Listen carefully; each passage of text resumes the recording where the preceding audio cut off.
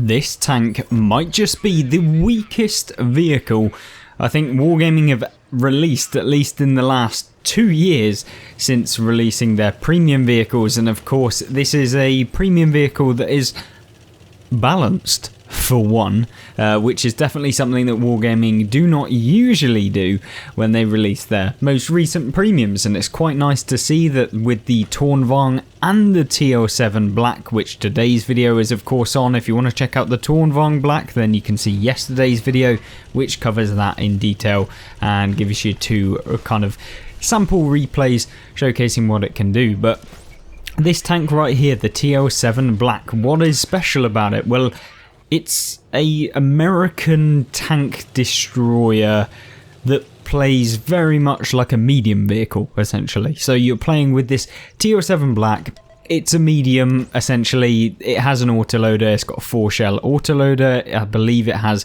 390 alpha every single shell. And it's just not particularly great, to be honest. Flat out, it's not that great. Why? It doesn't get any armor. It gets pretty bad gun depression. Well, not gun depression, but actual gun statistics in terms of the reload. It gets pretty poor reload speed.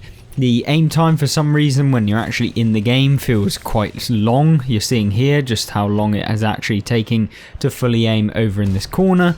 I'm trying to do a few blind fires. You can see after you fire your first shell, you're not even close to being able to be fully aimed for the next shell to go in. So yeah, it just feels like Wargaming completely missed the mark on the fact that this is supposed to be a tank destroyer. Now, granted, I'm playing in this tank with full concealment kind of build, as well as having the full vision build as well. So we've got all of the vision, all of the concealment, and to be honest with you, that is how I would recommend playing this vehicle. Yes, we do have, of course, all of the reload bonuses, but because it is an autoloader, you cannot take advanced or the equipment that allows you to have increased damage per minute. You cannot take the reduction in kind of the rate of fire, which is kind of annoying, and the loading time. So that's kind of what I find very difficult playing this tank, because you're limited by the damage per minute that this thing can chuck out, and it's terrible. You literally wait like 30 something seconds to be able to deal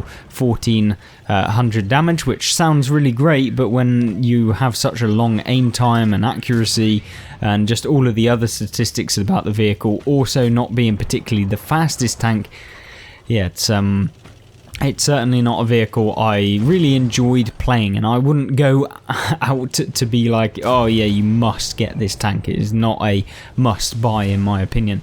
Although you're going to see within this replay that maybe we can still pick up a decent chunk of damage, but it relies upon maybe your skill level rather than the tank itself. So take these replays with a pinch of salt, because most of them are not like what you're seeing. Now, granted, I've tried to go in the field, but all of the team are over here, so I didn't make the mistake that I did last replay or last video, where we actually tried to stay in the field. In the Tornvang, I actually moved back a little bit, but the one thing that I was crystal clear on was that I'm not just going to sit back there and do nothing if my teammates are going to spot for me. So I'm actually going to get myself into a position to push this flank or deal any damage to people that might be over here, etc., and come away with some damage, because I don't want to sit at the back all game. But with the Action X being pretty dangerous as it is, I'm a little bit conscious of what he's going to do. We also have no idea if there's a tank destroyer back there, or a medium, or whatever might be hiding away in the little depths and the realms of the sneaky bushes and stuff like that. So we're not going to go too far YOLOing in. Now try and get a nice shell on the AMX 13105, of course the 3-shot auto-loading AMX at tier 10, that's the light tank of course, and he has no chance at being able to fully kind of remove all of our hit points, even if he YOLO'd me, which is nice to know, because this tank does get 1500 hit points, which at tier 9 is... it's not good. It's not good whatsoever. So yeah, at least we can't get clipped out by the 13105, but you cannot receive any hits really in this vehicle. Now, think of this vehicle almost like a 4-shot auto-loading Barask that doesn't get the speed and it doesn't really get much else. It's basically like a terrible version of a Bourrasque, but with an extra 2 shots in the clip. So that's really what you have to think of the TO7 like. And much like the typical kind of playstyle that you've got to take with a fairly inaccurate autoloader like this, it's very much a case of you've got to know exactly when you need to push opponents. So this tank is not for a new player. I would highly disrecommend, I don't even know if that's a word, but I would not recommend at all any new players to pick up this vehicle. That and the fact it's also very expensive as well to be able to pick it up, or probably don't help out that much. But you're seeing here, we've picked up 2,200 damage with 1,500 assists, which is nice. You'll also note that the premium penetration on this tank is not bad either, so you've got a fairly consistent gun with this thing, so there's nothing to really worry about there. But it's just it's difficult, I think, to really make this tank work 100%. Now granted, a lot of people will be able to make it work, but I'm just on the hesitant side to really call this a fantastic tank at all. So just be aware when you are playing something like this that you have to play quite passively. Now you're seeing me do it here.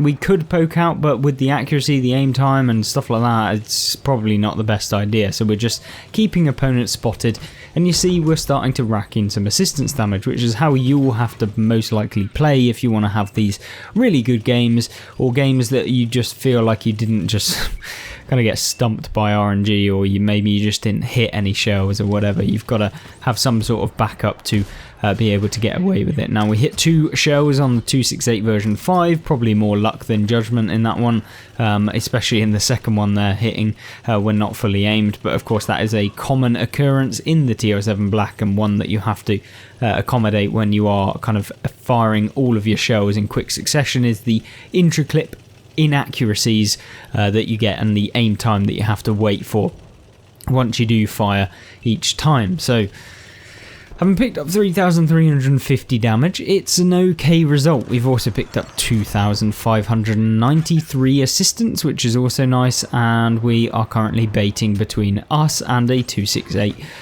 So not particularly the nicest, but we locked down the TO7 out in the open, and we're placing a couple rounds into him. Also by tracking him we get some more assistance, and now it's time to push down towards the last 2 remaining tanks on the team. Since we're going to win, just want to get as much damage as possible, hopefully, so that it would be a decent enough replay to go onto YouTube as you're seeing it. So yeah, anyway, obviously picked up nearly 3,000 assists, and we're just going in after the Centurion Action X. I'm hoping I can land on him. Now that isn't the case, and we've still got such a long reload with this tank that it's pretty disgusting.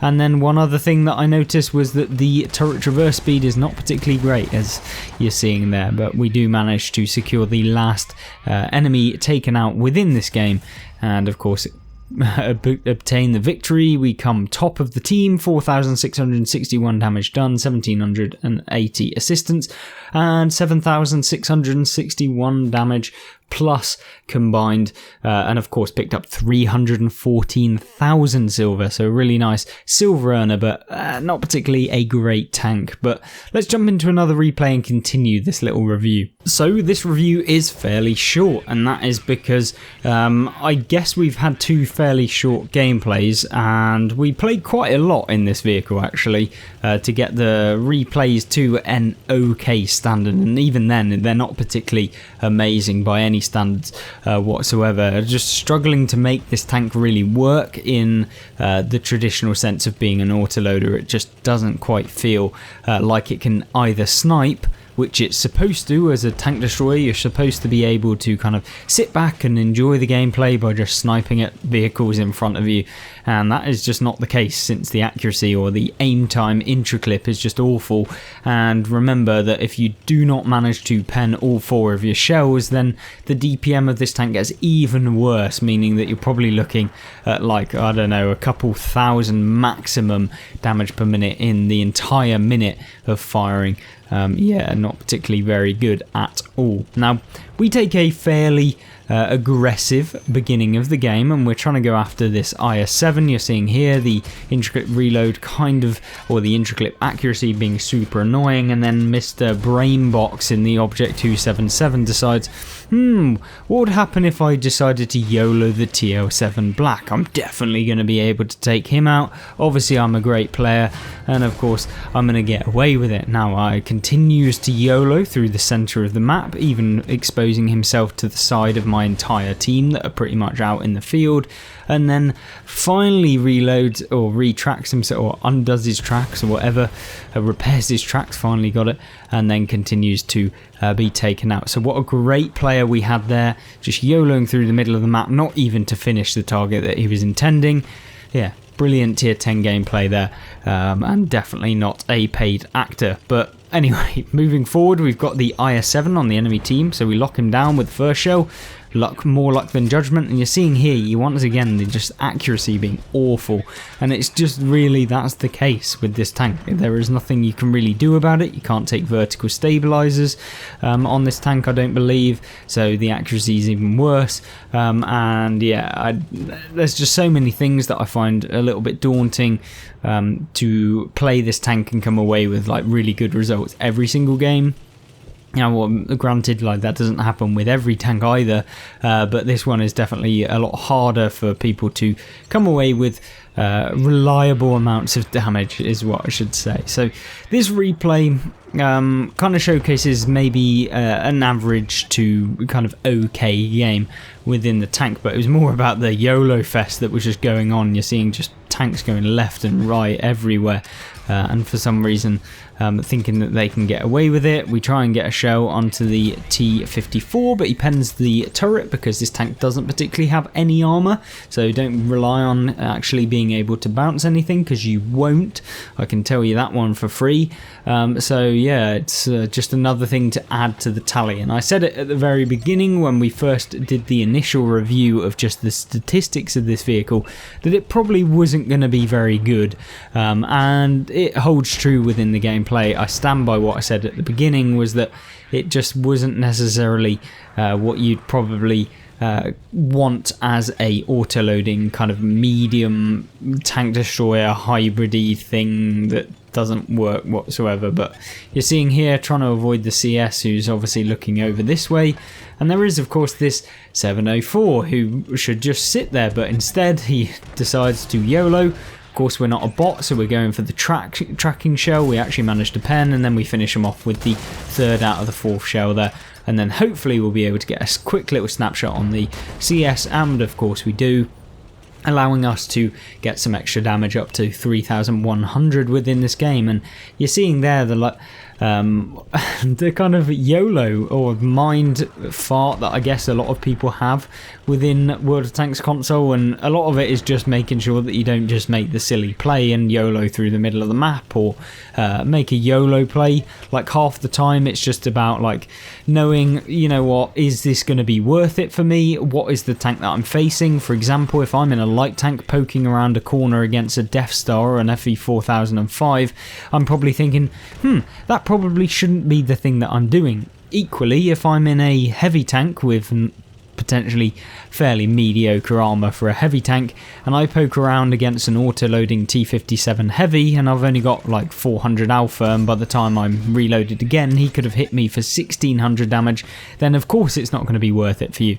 And this is the thing that everyone seems to forget within World of Tanks console, and me myself as well sometimes, but yeah, more often than not we do understand the kind of risk slash reward. Is it really worth going around a corner to deal 200 damage if it means you're going to take 2,000 damage in return? Of course you'd instantly say no, so I don't know why people continually do that in the game, but yeah, maybe it's just because they feel emotionally invested into taking a player out, I don't know, but there we go.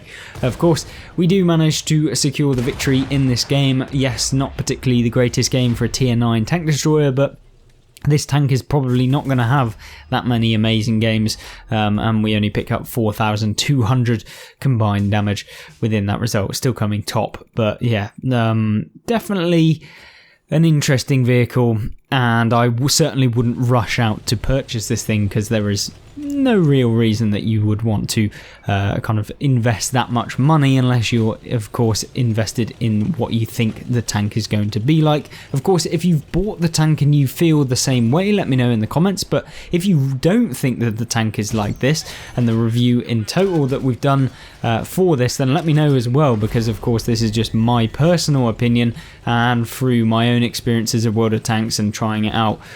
Yeah, let me know in the comment section down below what you think of the TL7. And of course, in my personal opinion, I think it's a brilliant tank to see in World of Tanks console because it's actually balanced for once. But compare this to the T54, the Cobra version, and there's absolutely no reason you would purchase this tank because the Cobra is better in both damage per minute, in mobility, in armor, in alpha damage. It has literally the same autoloader, so there's literally no reason you'd buy this tank if you wanted a competitive tank. But there we go.